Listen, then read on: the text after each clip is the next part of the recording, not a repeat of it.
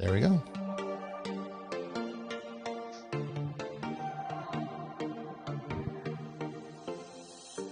We're moving through the night like we're from a different star, flying over streets and our broken hearts. But they can't even touch us, we found a different beat. Paradise is waiting and we bought the lead. Oh, getting caught in the mist is so many that never get out. They're feeding the fears and the doubts. Ooh, but we go and we run to the end and we run without shame. We own the game. And we That feedback, Nate.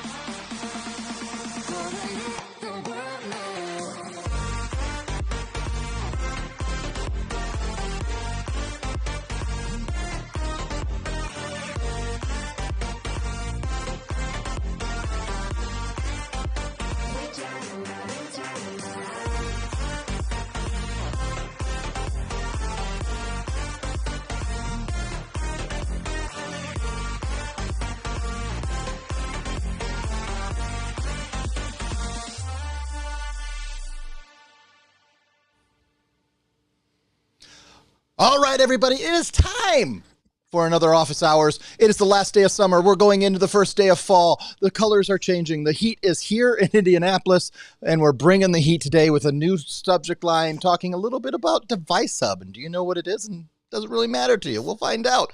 But we really are, we're really trying to pick the brains of some of our smartest people in payments world.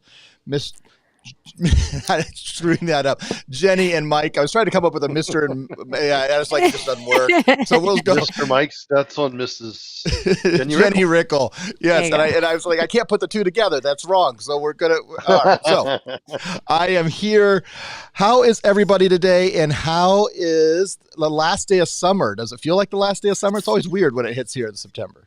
Mike, how are you doing? I'm pretty sad.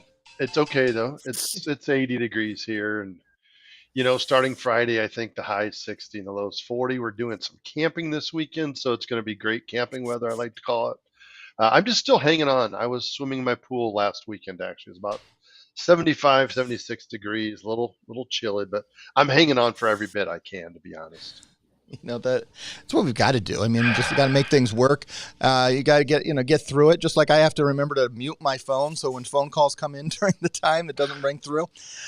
Jenny, fall is if I were living in the Rockies, that would be, I think, my favorite time in the Rockies. Though all 4 seasons are beautiful there. What is your favorite time, and what's your thoughts on fall in the Rockies? Yeah, the transitional seasons in Colorado are actually my favorite, and fall is definitely the most beautiful. When you go out into the mountains, everything just lights up with the bright green, yellows and reds. It is amazing. So I really love it. And then the weather cools down, and it's just a really, really, really great time in Colorado. I'm a huge fan of fall, for sure. All right. Well, today we are going to be talking about DeviceHub, and I am doing this a little thing because I realized I want to start on a different screen here if I can figure it out. All right. So I'm going to try to demo this, and I'm going to try to not show any information we don't want shown. So we're going to use a couple live merchants that Mike has set up, and we're going to kind of look at this. But Jenny, the first question I'm going to have is I get this pulled up, and I'm going to try to make it so what it looks like. Right now, I'm already logged in, so I was trying to log out. But Jenny, can you tell us what DeviceHub is and what products are you able to look at through DeviceHub? Yeah, absolutely. So DeviceHub is a great tool created by our PayAnywhere team in order to review all the PayAnywhere devices underneath your agent portfolio. So with all of the merchant accounts that are set up with a PayAnywhere device, whether it's like an A920 or an E600, you will be able to view all of the PayAnywhere devices and then view the details about them, what devices are set up, even into the details as to like what their battery life is, etc. So it's a really great resource and tool to be able to view the merchant's account set up with a PayAnywhere device and really obtain the details and the information about what their setup is, and if they encounter you with any problems or have any questions. So going a little deeper into that, Mike, what are some of the things that partners may want to look at specifically when they're managing some of the PayAnywhere devices that they may not have been looking at before? I will say this, it's kind of hidden sometimes. The easiest way to get to it is go to devices.paymentshub.com and log in as your partner. You're going to have access to all your merchants that are under your login, which kind of tricks you back and forth between DeviceHub and Payments Hub there for a second. But what are some of the things they can look at that would maybe be helpful for them that would jumpstart them just saying, call tech support, call customer service? What are some things they may be able to look at? You can look to see some of the things that you can see in the equipment section on our hub, but to see if they're set for auto batch. Are they taking tips? Are they set up to take tips? There are several settings that you can access back there. In fact, over the weeks, as I've explored it and become more familiar with it after they've made some updates to it, it looks very similar to what our merchant sees in their Payments Hub portal when they use PayAnywhere. There's tons of choices and things you can look at there. So I'm going to bring this screen up, and Mike, can you kind of walk us through? So One of the things I was trying to figure out how to do this but I couldn't do this without showing how I logged in. I know you wouldn't be able to see my password, but I don't even want you to see what email I log in because I'm logging in with a master look to everyone. But I go ahead and start it. One of the things, as soon as you're logged in, you can click down and you're going to be able to see, for us, thousands and thousands of merchants that are tied to a PayAnywhere. Now, you can go through. The fastest way is just grab the MID and start typing it. And then I'm going to click in for one of our merchants here that's sitting in, looks like Uniontown, Pennsylvania. And we see two little dots here. Mike, what do those two dots mean when we start looking at a map view? It's kind of where they jump out at us to begin with. These should be, I think anyway, the location of the devices. Yep. So they are the location of the devices. What it does trick you is that if they have more than one location or more than one device in the location, they only show you the one that was there first in that location, and then you kind of have to like go over and kind of look over and manage the devices, because then you can see, okay, well, I clicked on it and I got the E600. Now we learned with the E600 is what they got originally, but Mike, they have wanted to be able to be connected to the I just went past the screen I wanted to. The E700, which is the one Correct. They're currently using now. So You're able to see what device they're using. And also in this case, for this merchant, that they still have an E600 that's pinging from that device that probably needs to be returned. We'll deal with that. But let's look at this one, Jenny. What are some of the first things you would look at here as you're able to go in? You see the general connected devices, the variety of things, but you're able to actually see whether they have a SIM card in there, what the battery level is, what it's connected to, with the Wi-Fi. All this is information that when they call up and say nothing is working, this gives you quick information to be able to find out what's going on, right? Yep, absolutely. The first things I look at are, the basics. Is it plugged in? Basically kind of set up. What's the connection type? Is it connected correctly? What is their battery level? Are they set up correctly? I know typically in the larger devices that's easy to tell the battery level, but we were actually talking earlier about how on the Bluetooth readers, you can't see that on the Bluetooth readers unless you go search for it. So they didn't understand that their Bluetooth reader needed to be charged. So just simple troubleshooting like that, if somebody says my stuff is not working properly, can really go a long way in helping the merchant get a quick answer without having to call into our tech support queue. Now, one of the most dangerous things that you can do with your power of payments DeviceHub as a partner of PayProtect and selling Pay Anywhere is clicking on this incredible button called Settings over here. And so you click on this button called Settings and you get a lot of great information, but you also can cause a lot of havoc, and you don't want to do that by accidentally clicking on some things. But what are some of the things here, Mike, that you see that we're able to see, just be able to see what's going on literally across, here we're looking at someone in Pennsylvania, Uniontown, Pennsylvania, obviously nowhere close to us, that we're able to see exactly what's going on in their Pay Anywhere device. So right now, this merchant is set up to use the retail theme because he uses his inventory features. He has a lot of different products that he's loaded into Pay Anywhere. If you switched him to terminal mode, all that goes away. He's going to say, where's all my stuff? What happened? He's going to freak out. He's going to yell at his agent, which would be him in here potentially messing with that, or the default sale view. He wants the item library, the whole list of all his stuff to be the default.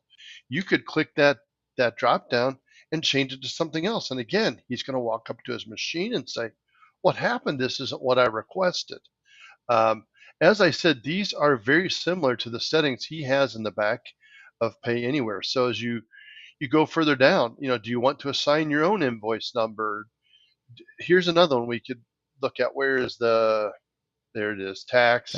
Yep. Looks like we're probably grayed out of some of these, but there's still in that very beginning some that would be very detrimental to what they're doing.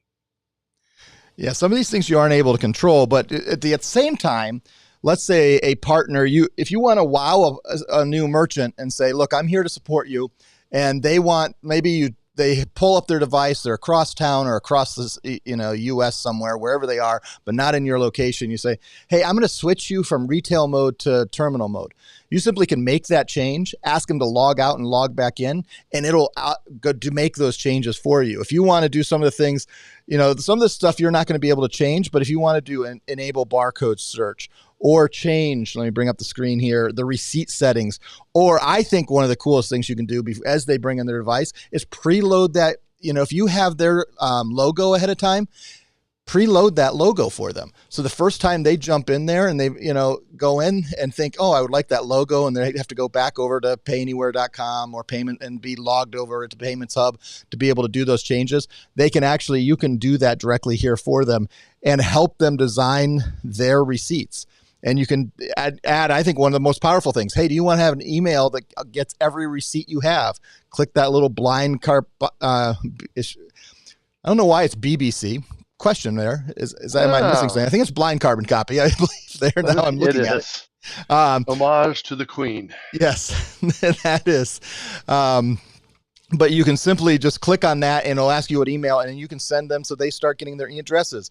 They can display social buttons. You can help them with putting messages on their receipts. Little things that you can do that can provide value that you wouldn't have known to be able to do without having this access to their back end, but also not being able to actually run a transaction for them. You're just simply being able to provide that, hey, I see you, I hear you, and I'm helping you. And some of those things that they don't have to then call into customer support, you're providing that value as an agent. And I think that helps them not have to sit, when you do some of those things, Jenny, I think that really helps set our partners apart because, hey, they don't have to sit on hold. And I don't know what our average hold time is for tech support and customer support right now, but there is always a little bit of a hold there. We'd get there as fast as we can, but you're there as a sales partner, and that really sets them apart, doesn't it?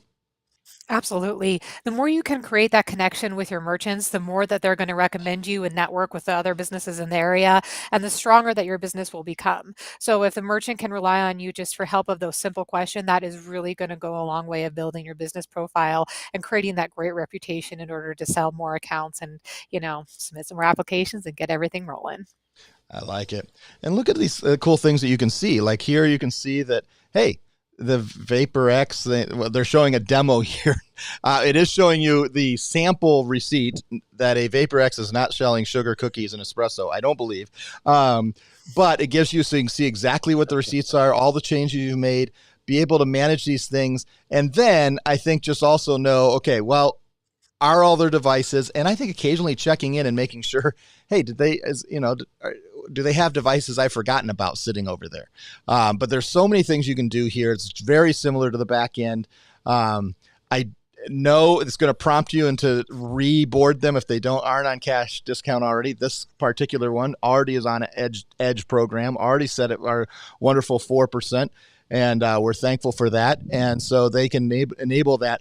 If it doesn't apply to invoices and split transactions, it just does so many things that are helpful to be able to do that. I think it empowers our partners to really be able to set themselves apart. And now there's going to be multiple devices that they can do that in. When it comes to Valor Paytech has a very similar back end to be able to do this, as well as PayAnywhere. So it gives you two places where if you want to be a little more involved, if you don't, that's fine. You can just give the customer support and tech support, and our team will take care of them. But if you want to be a little more involved, this is here. I'm going to guess, Mike, that most of our partners, one, may not know this is here, but probably are not utilizing this when they're selling PayAnywhere. Is that my guess? Is that correct, do you think? I would agree with you. I have one partner who does use it some, but he's also had some merchants this summer that had 37 PayAnywhere units deployed at one time, one night. So it was in his best interest to use it, and he could check on all the things we just talked about. And man, did he look smart to his customer. When they were selling $700,000-800,000 worth of T-shirts at one concert, and it went off fairly flawlessly. That's part of the reason why. One real quick thing that we get the occasional question about is on those settings right there. It said enable cash discount per transaction. Guys, that's when your merchant has the option on each and every transaction to say yes or no. So there are some customers of ours that want that option.